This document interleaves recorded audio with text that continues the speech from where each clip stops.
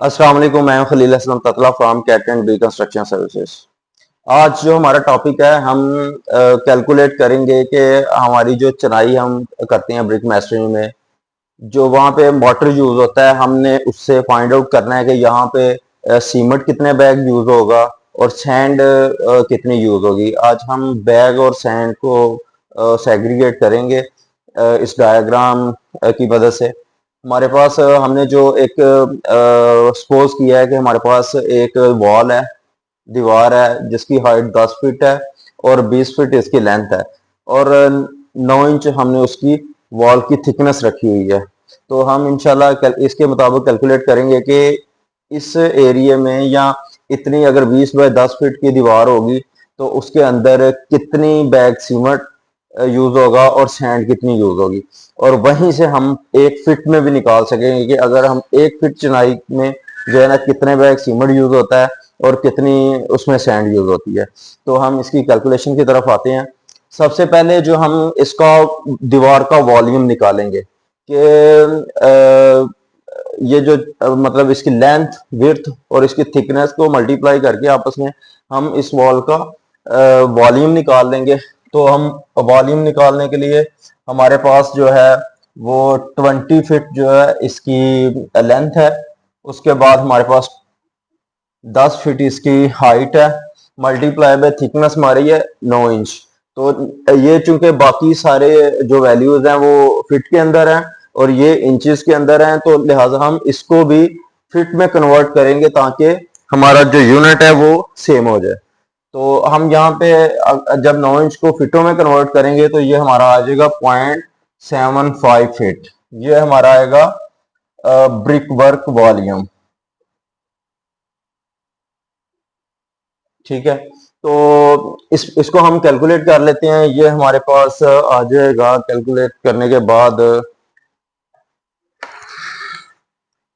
ये 20 feet multiply by 10 feet multiply by 0.75 feet.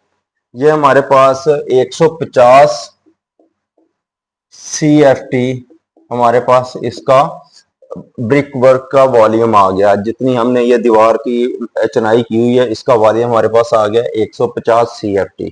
ठीक है, अब एक वैसे तो वो बकायदा एक वैल्यू निकलती है फार्मूलेशन की मदद से, लेकिन मैं आपको एक कांस्टेंट वैल्यू बताऊंगा कि आपने बस वो याद रखनी है और उसको इसके साथ मल्टीप्लाई करना है। हमारे पास वेट ड्राई मटेरियल आ जाएगा। ठीक है ना, हमारे जो 100 CFT है ना, 100 CFT के अंदर जो यूज होता है ना 30 CFT मोटर यूज होता है। 100 CFT अगर हमारे पास ब्रिक मैसनरी है तो उसके अंदर 30 CFT होता है मोटर यूज। मोटर का वॉल्यूम जो हमारा जॉइंट्स के अंदर मोटर यूज होता है उसका वॉल्यूम 30 CFT यूज होता है 100 CFT चुनाई के अंदर। तो अगर हम इसको पर फिट निकालते हैं तो ये तकरीबन एक CFT के अंदर 0.30 CFT हमारे पास आ जाएगा। कि अगर हम 1 फीट बाय 1 फीट की वो चुनाई लगाते हैं तो उसके अंदर 0.30 CFT ड्राई वाटर हमारा यूज होगा, जो कि मसाला हम ब्रिक मैस्टरी के अंदर यूज करते हैं।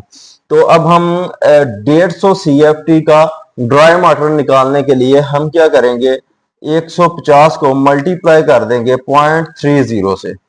ये आपने याद रखना है सिर्फ 0.30। ये इसकी फॉर्मुलेशन क्योंकि थोड़ी लेंथी है और उसमें आप कंफ्यूज भी हो जाएंगे, उसको इतना लेंथी याद रखने की जरूरत नहीं है। ये बस आप इसको याद रखेंगे एक CFT के अंदर 0.30 CFT मोटर यूज होता है। तो जब हम इसको इसके साथ कैलकुलेट करेंगे तो ये हमारे पास आ जाएगा 45 CFT। ये हमारे पास 45 CFT। ये हमारे पास हमारा आ गया ड्राई मोटर। ये ड्राई मोटर हमारा आ गया। ठीक है, इधर हम लिख भी लेते हैं ड्राई मोटर 45 CFT आ गया। अब हमने रेशो चुनाई में जो रेशो रखी होती है, फर्ज करें हमने 1:5 की रेशो रखी है, तो हमारे पास जो रेशो आ जाएगी 1:5 की ये रेशो हमारे पास आ गई है। ठीक है, अब हमने फाइंड आउट करना है कि ये जो चीज है ये हमारे पास ड्राई ड्राई वॉल्यूम आ गया है उसका मोटर का। तो हमने इससे फाइंड आउट करना है कि इसमें सीमेंट कितना है और सैंड कितनी है। तो हमारे पास जो 1 है ये जो सीमेंट है और 5 जो है ना ये सैंड है। तो हम क्या करेंगे, हम इन दोनों को सम करेंगे, इनका सम हमारे पास आ जाएगा 6। ठीक है, इसको सम करने के बाद हमारे पास अब जो ड्राई मोटर का वॉल्यूम आया, हम क्या करेंगे, सबसे पहले हमने निकालना है सीमेंट। तो सीमेंट के लिए हमारे पास जो यानी हम जो क्वांटिटी सीमेंट की रख रहे हैं वो 1 रख रहे हैं। तो हम क्या करेंगे, 1 ओवर क्या ओवर कर देंगे हम जो हमारी रेशो का सम होगा, जो इन दोनों का सम है, इसको हम एक को डिवाइड कर देंगे इस पे और मल्टीप्लाई कर देंगे हम अपना जो हमारा जो ड्राई मोटर का वॉल्यूम निकला है 45 के साथ।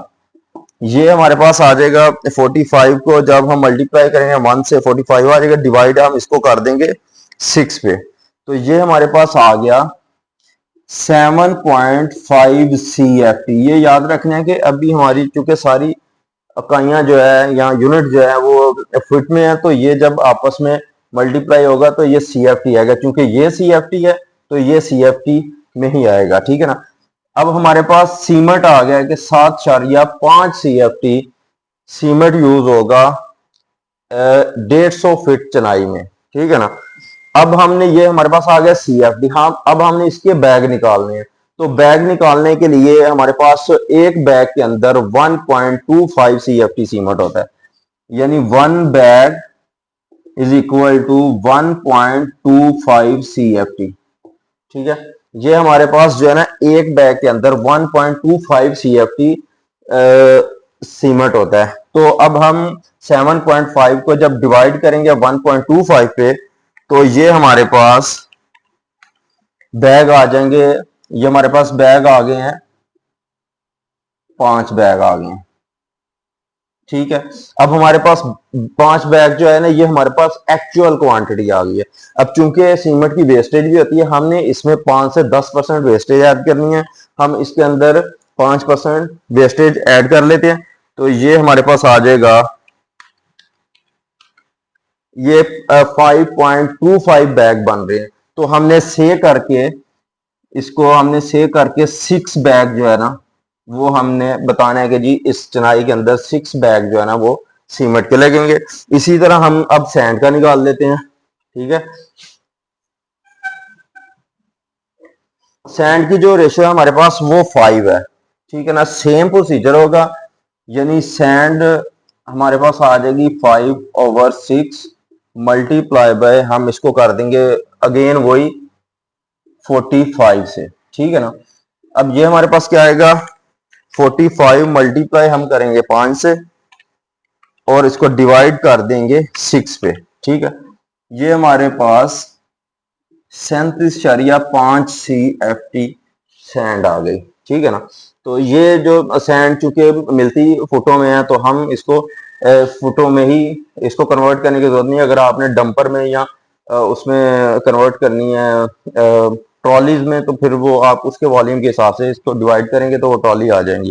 तो अभी इसमें हम 5%, इसमें भी हम वेस्टेज 5 से 10% ऐड करेंगे। हम इसमें 5% वेस्टेज ऐड कर लेते हैं। तो ये तकरीबन हमारी 39.37 CFT बन रही है। हम से करके इसको 40 CFT, ये हमारे पास सैंड यूज होगी। 150 CFT चनाई में हमारे पास 6 बैग सीमेंट के यूज होंगे और 40 फुट सैंड यूज होगी। ये आज का हमारा टॉपिक था। मैंने कोशिश किया आपको समझाने की और मुझे उम्मीद है आपको समझ आ भी गई होगी। अगर किसी चीज की आपको समझ ना आए, आप कमेंट्स में हमसे दोबारा पूछ सकते हैं और इंशाल्लाह हम आपको प्रॉपर डिफाइन करने की कोशिश करेंगे। Thank you.